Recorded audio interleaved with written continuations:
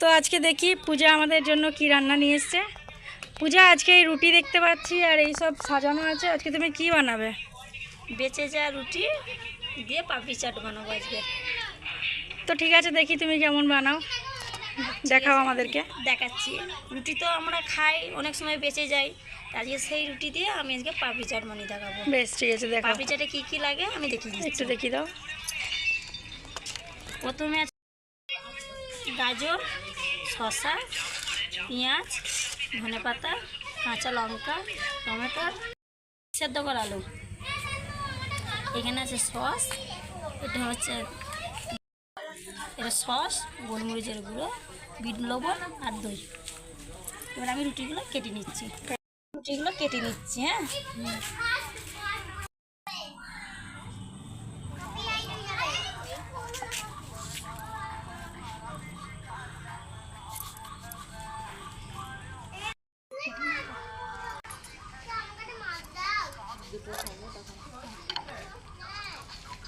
এরকম করে রুটিগুলো সব কেটে নেবো আমি।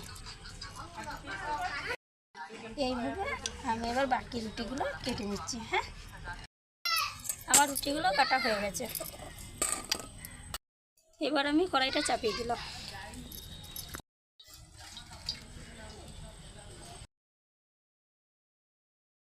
আমার তেল গরম হয়ে গেছে, আমি এবার রুটিগুলো ভেজে নেব। একে একে সব ভেজে নিচ্ছি।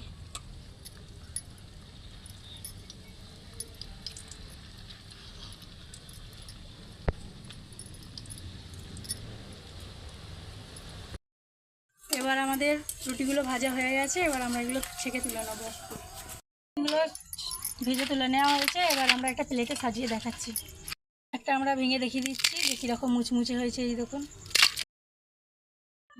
দেখুন আমরা সাজাচ্ছি, আমাদের সাজানোর প্রক্রিয়া চলছে এখনও। দই দিয়ে দেওয়া হলো, এবার এর মধ্যে দিয়ে দিচ্ছি সস,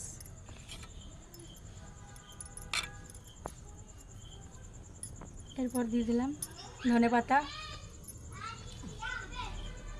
গুঁড়ো আর দিয়ে দিলাম বিট নুন। আমাদের পাপড়ির চাট রেডি।